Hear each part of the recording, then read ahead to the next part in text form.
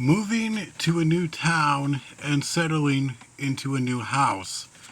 It is a roller coaster of emotions for anyone who's had to do it. On the one hand, it is a difficult and tumultuous period. You have to say goodbye to everyone you had once known and everything you once held near and dear to your heart. You become a stranger in a strange area, and the process of assimilating and blending into your new community is never an easy thing to do. But on the other hand, moving to a new town and settling into a new house is an opportunity to start over, a new beginning full of seemingly unlimited possibilities. But for one family in the United States, this once dream of living in their forever home would slowly unravel into a nightmare. This family would be on the receiving end of a harassment campaign via a series of letters that the family would receive from a mysterious stalker who claimed to be the protector of the property, an individual who identified himself only as the Watcher. The property at the center of our story is located at 657 Boulevard in the town of Westfield, New Jersey. It is a 6 bedroom and 6 bathroom mansion that had been in the area for 110 years. In June of 2014, the house was purchased by Derek and Maria Broaddus for $1.3 million. They had found the perfect home for themselves and their 3 children, or so it seemed. But a sinister series of events involving a mysterious stalker who dubbed himself the Watcher would soon turn their dream into a nightmare and change their lives forever.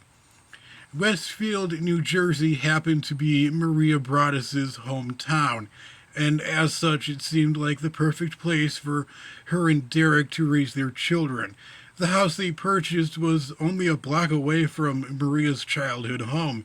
It was a quiet and peaceful neighborhood where nothing out of the ordinary ever happened, and although they had yet to move into the property, they did spend a good deal of time on the property working on renovations as their 3 children played in the backyard. During one of these renovation days, the couple happened upon a highly bizarre letter that they found in their mailbox that was addressed to the new owners. Expecting it to be a welcome from a homeowners association extending warm greetings to them, or mayhaps a welcome to the neighborhood card from a local store or restaurant, the couple opened the letter. The letter read, "Dearest new neighbor at 657 Boulevard, allow me to welcome you to the neighborhood. 657 Boulevard has been the subject of my family's interest for decades, and as it approaches its 110th birthday, I have been put in charge of waiting and watching for its second coming. My grandfather watched the house in the 1920s, the 1930s, and the 1940s, and my father watched the house in the 1960s. It is now my time. Do you know the history of the house? Do you know what lies within the walls of 657 Boulevard? Why are you here? I will find out. You have children. I have seen them. So far, there are 3 of them that I have counted. Do you need to fill the house with the young blood that I had requested? Better for me. Was your old house too small for the glowing, growing family? Or was it simply greed that brought you here? Once I know the names of the young blood, I will call for them and draw them to me. Who am I? There are hundreds of cars that drive by 657 Boulevard each day. Maybe I'm in one.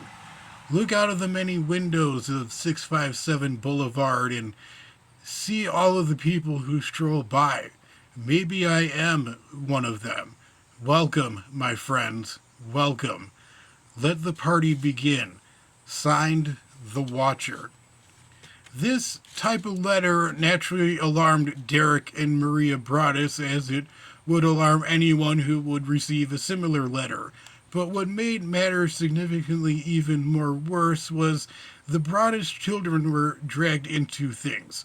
The children who the mysterious writer of the letter referred to as the young blood. Not only did Maria and Derek have a potential stalker on their hands, but a potential stalker who took interest in their children. Derek thought that it was immediately important to get the authorities involved as soon as possible.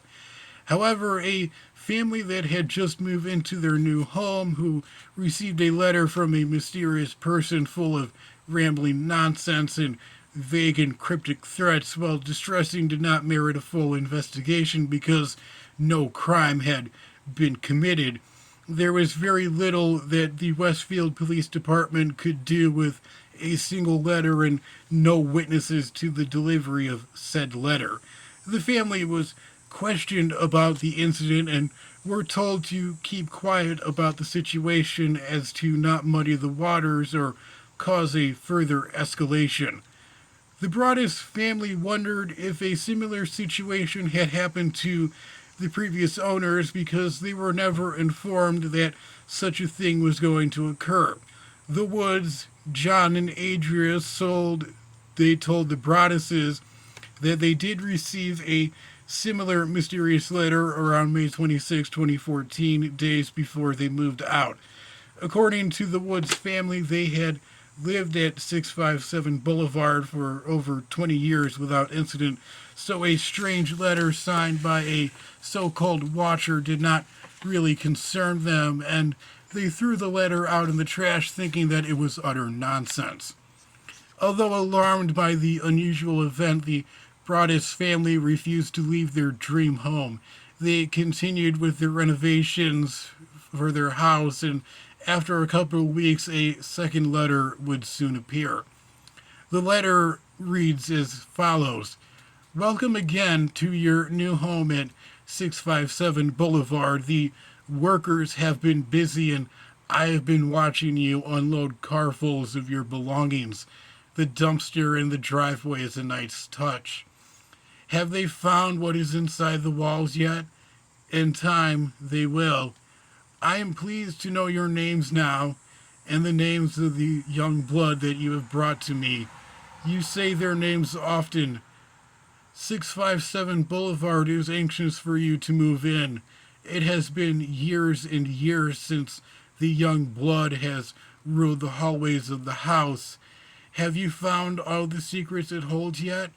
Will the young blood play in the basement, or are they too afraid to go down there alone? I would be very afraid if I were them. It is far away from the rest of the house. If you were upstairs, you would never hear them scream. Will they sleep upstairs in the attic, or will they all sleep on the first floor? Who has the bedrooms facing the street? I will know more as soon as you move in. It will help me know who is in each bedroom so I can plan better. All the doors and windows of 657 Boulevard allow me to watch you and track you as you move through the house. Who am I? I am the Watcher, and I have been in control of 657 Boulevard for 2 decades now. The Woods family turned it over to you. It was their time to move on, and they sold it when I asked them kindly to do so. 657 Boulevard is my job, my life, my obsession, and now you are too, Broaddus family. Welcome to the product of your greed. Greed is what has brought the past 3 families to 657 Boulevard, and it was that which brought you to me. I hope you have a happy moving in day. You know that I will be watching. Notice how that in this letter, the Watcher now knows the family's names, but they do misspell it. The letter makes a reference to a little girl painting in the backyard as well, and the Watcher asks if this is the artist in the family.